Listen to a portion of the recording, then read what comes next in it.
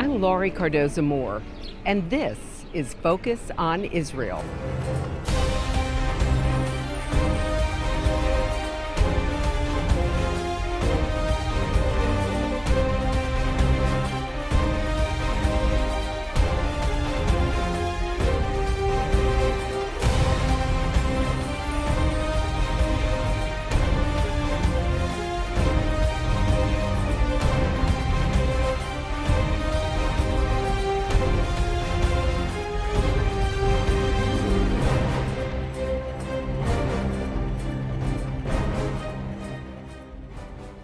The new wave of global anti-Semitism is reaching into every corner of society and social media.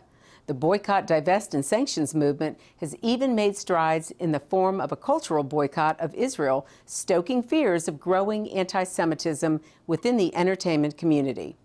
Entertainers such as Roger Waters, Lorde, and Miss Lauryn Hill have endorsed the boycott campaign, while many others, including Helen Mirren and John Bon Jovi, have condemned it. Are artists a driving force in rising anti-Semitism, or are they being used as pawns to spread hate? Does Hollywood legitimize anti-Semitism? Thank you for joining me today on Focus on Israel.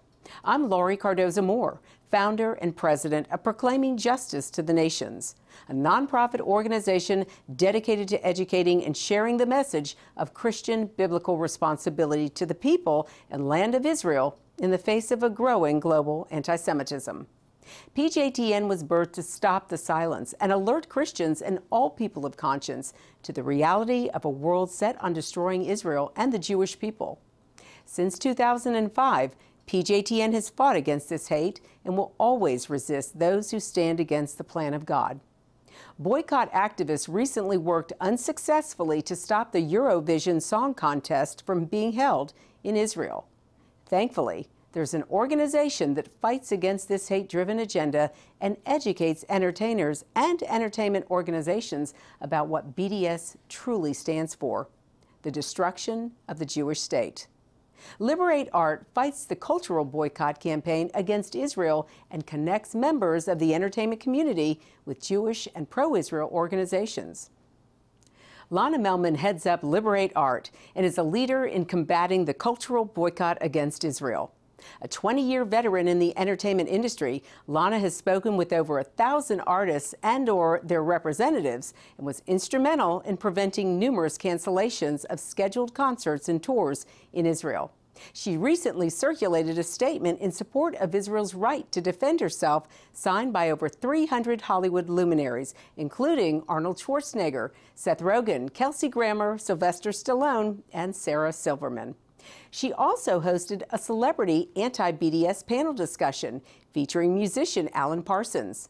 During my visit with her in Los Angeles, I learned a great deal about the pressure exerted against artists who perform in Israel, as well as Israeli artists who perform in other countries.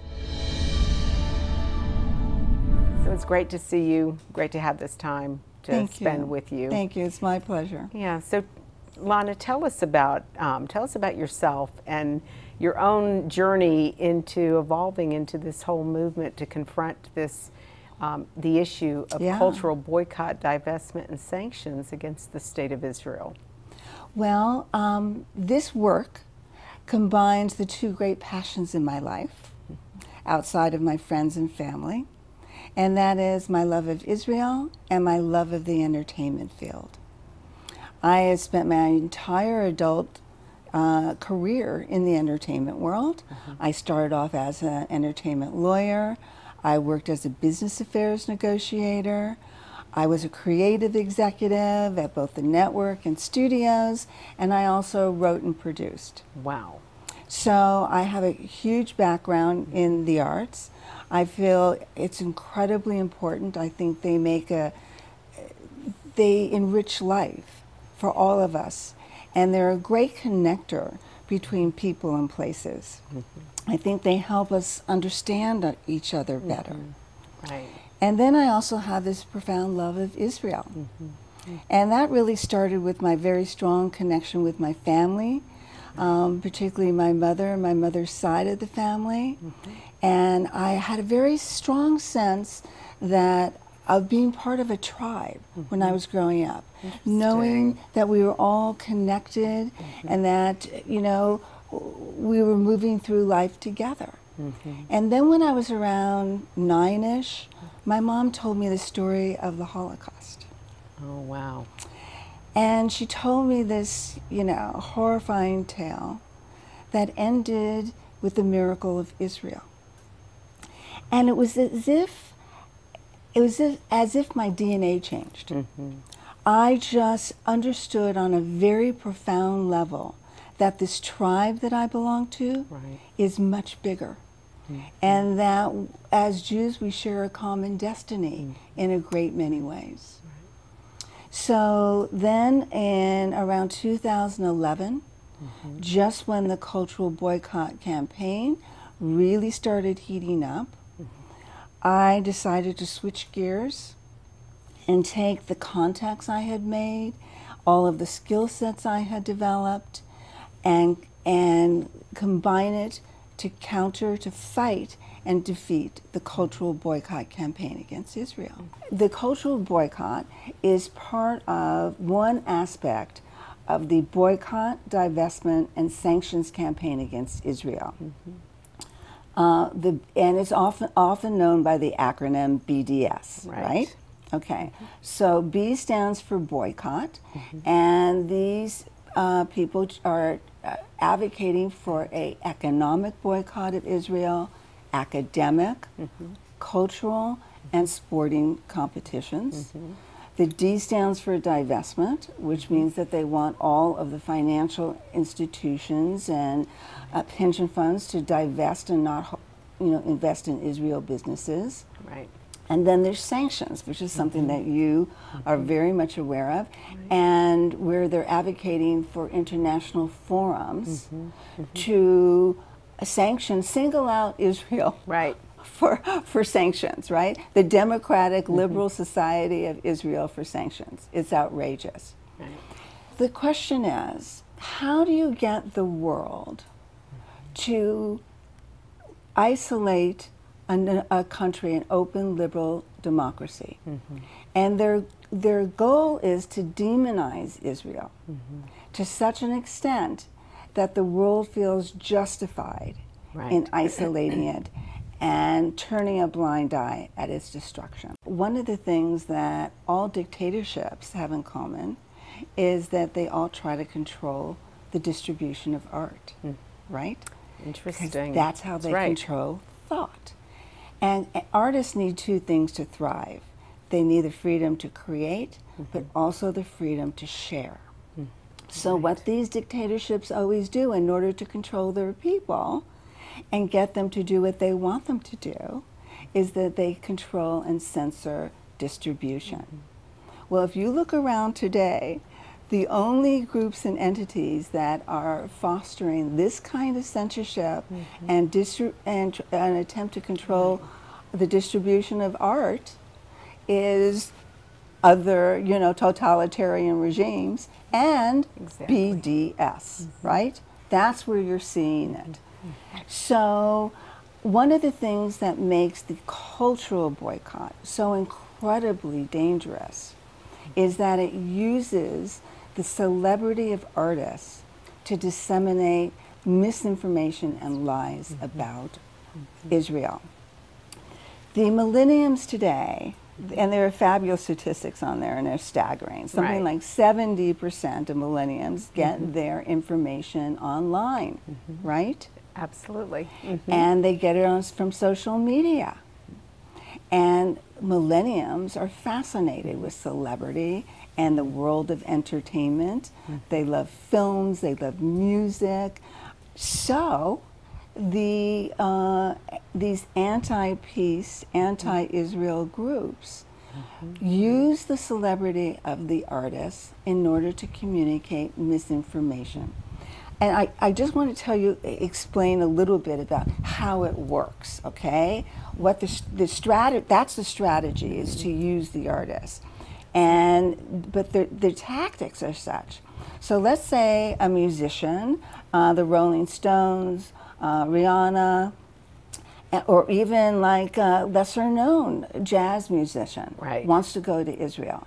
And by the way, it's very important to note that hundreds of musicians and artists go to Israel every single year to share their art with their Israeli fans. And that's something. So when they decide to book a concert and the news gets out, and the news has to get out because you're advertising. Correct. You've got to use media to promote. You have to use media to do that. Promotion, right. What they'll do is they'll launch a multifaceted campaign urging that particular artist to cancel their upcoming performance. They'll use something as old-fashioned as email. They'll call the representatives. They write blogs that get picked up by mainstream media. When an argument erupts, then it gets picked up by mainstream media as well, and it goes global. And of course, there's social media. And social media reaches an audience that, you know, other kinds of online publications don't reach.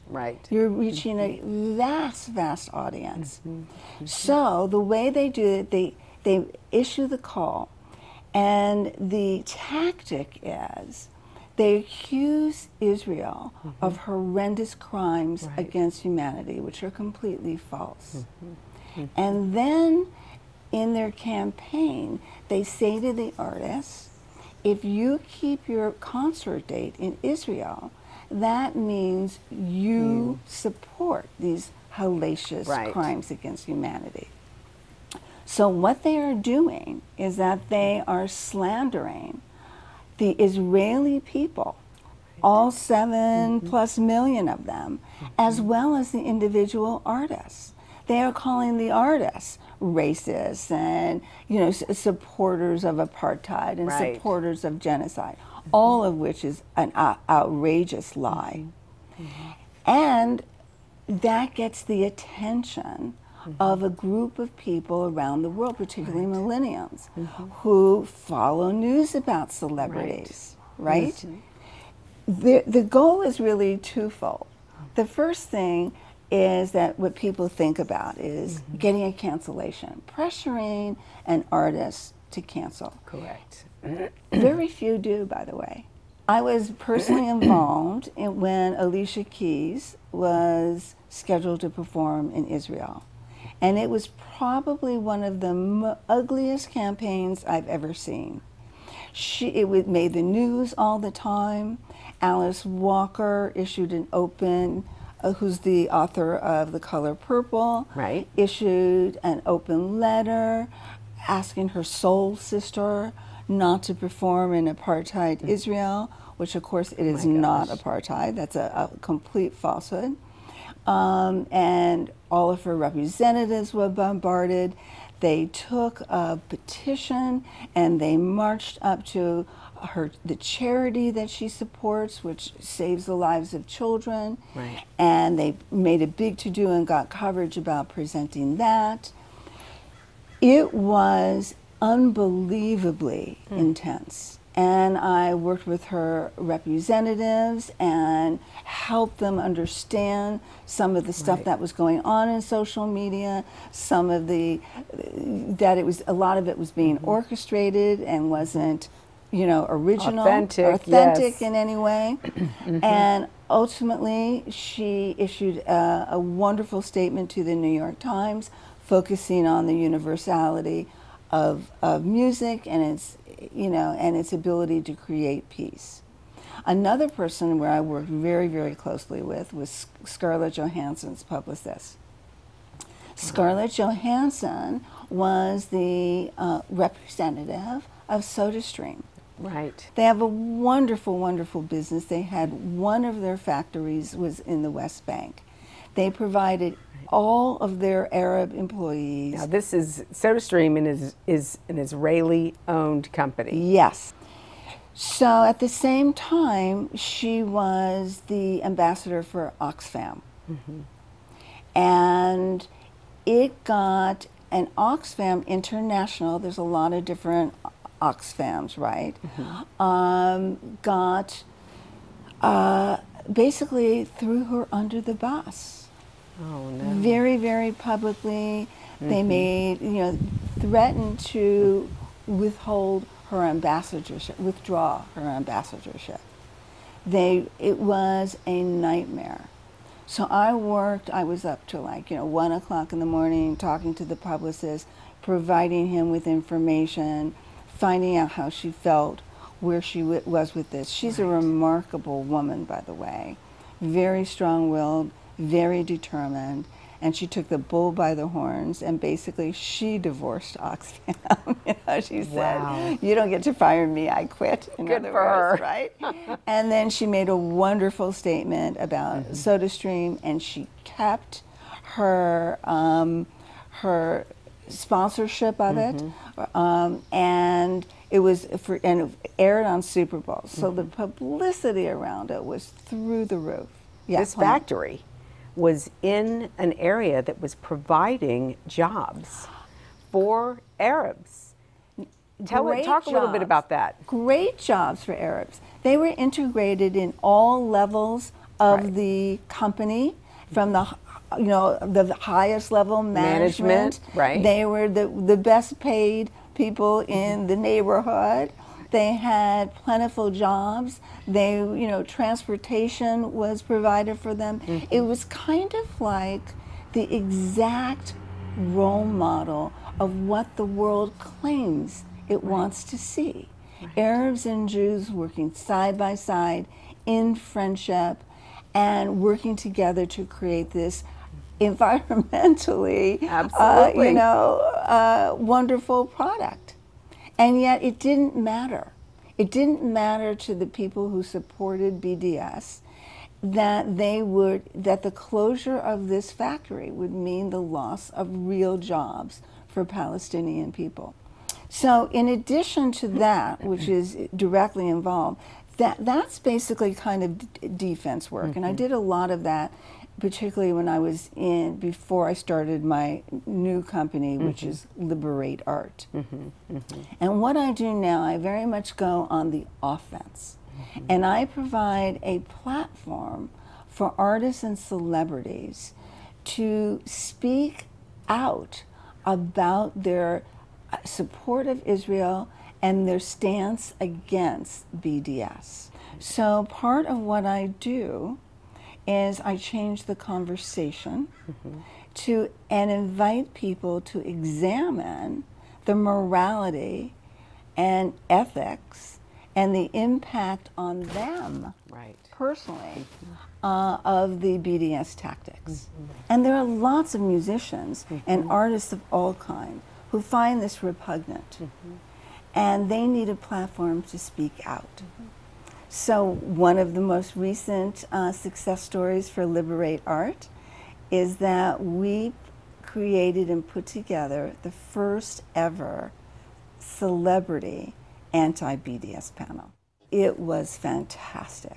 We had major icons from feature films. We had Alan Parsons, who was personally attacked by Roger Waters for going personally and publicly attacked by Roger Waters for keeping his date in Israel. We had an actor, a very well-established actor, Mark Pellegrino, come. We had an Israeli musician, and we had one entertainment lawyer, because I thought it was a good perspective. But it was really a platform for them to speak out. I have videotaped artists making statements. And one of the ways that's so important for Liberate Art to grow is to get the funding and support to make more of these videos of more and more popular artists going on camera and answering these questions straight on, expressing their feelings. And it's very important for people to know that very few artists support the boycott. I want to take you to Israel in pictures and film. I want you to see how God's sovereign hand can be seen before our eyes right here in this land. That's why PJTN is offering a special anniversary package that includes a captivating new book and award-winning DVD. Israel Rising is a unique visual story of Israel's miraculous journey from unforgiving desert to thriving nation. Thousands of years ago, the prophet Ezekiel foretold a future time in which the arid land of Israel would come alive for its people. Now this breathtaking book documents the fulfillment of this vision, as rarely seen photographs from the 1880s to the 1940s are juxtaposed with recent photos of the same locations. This book will inspire and captivate you as it illuminates Israel's foretold awakening in a new and unforgettable way. In addition, you'll receive the award-winning documentary, Israel Indivisible: The Case for the Ancient Homeland. This inspiring film examines the many political twists and turns that make Israel the world's most controversial nation. From Abraham and the Promise to the issues facing the Jewish state today, the film examines the historical, archaeological, legal, and biblical foundations for the modern state of Israel. This is a limited time offer for these two remarkable resources for just a one-time gift of $70 today. Your generous donation will help ensure that PJTN stays on the front lines and in the headlines of all the important issues facing Israel and our Jewish brethren. So please go to pjtn.org today. From studying history, it's very clear that what starts with the Jews never ends only with the Jews. We must strongly stand against any anti-Semitic trends, for if not stopped, they'll cause harm to all of us, and we'll witness the downfall of our Judeo-Christian Western culture. Today, many people say there's no longer a need for a Jewish state, that Jews around the world no longer need a place of refuge. But anyone who has heard recent statistics about the worldwide rise in anti-Semitism would never make such a claim. The reality is that neo-Nazi groups and Nazi sympathizers are increasing around the world. Surveys show that over 1 billion people in the world harbor anti-Semitic attitudes. Close to 50% believe that Jews have too much power in the business world, and 2/3 of the world's population has never heard of the Holocaust or believe the historic accounts of it are inaccurate. Don't let yourself be manipulated by evil people with a wicked agenda. When the self-serving villains are in control, good people from all religions suffer. Muslims, Christians, and all people of conscience should stand proudly and show respect for a country that gives so much to the world in so many ways. Do your part, do your research, and do what you can to make a difference. Because what happens in Israel does affect us all.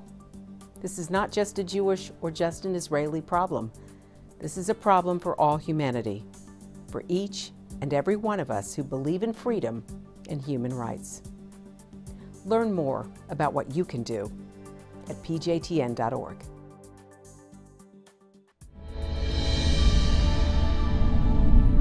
You know, speaking of this culture battle, this cultural battle with BDS, the one group that that seems to be most affected or being targeted toward is our millennials. You know, my heart goes out. They are just being so misguided. Mm-hmm. And, you know, God forbid they prevail in any way, and the millennials have any small part in this. I mean, it's a tragedy for the generation. They have to be educated. We have to go on offense. We have to get them looking at the BDS movement, the cultural BDS campaign, with a critical eye. What is the response from the overall entertainment industry with regards to the work that you're doing? Well, I must say that the support has been tremendous. I get a lot of support within the industry, whether or not people are particularly champions of Israel. They just don't like the whole idea of a third-party political activists trying to interfere with the artists' careers. So, you know, there's a lot of confusion surrounding the BDS, or the Boycott, Divestment and Sanctions movement, especially among the young people. Yes. They don't quite understand what it is and what it isn't. Explain. Well, you're absolutely right. And in fact, not just among young people, but absolutely about young people. So here's something the way I like to make it very clear. I like to talk about what it is and what it is not. The cultural boycott campaign against Israel is not a peace movement. It is a political movement. It's not about reconciliation. In fact, it stirs up conflict. It is not about cultural exchange. It's about censorship and thought control. And it's not about educating. It's about intimidating. And it's not an artist or really even a Palestinian-based campaign. It's much more European and UK in terms of its foundation. And it is absolutely not pro-Palestinian. It is anti-Israel. Lana, I've so enjoyed this interview with you. Thank you. It's Me been too. very enlightening, and it's been inspiring and encouraging as well. But there's a lot of work to do.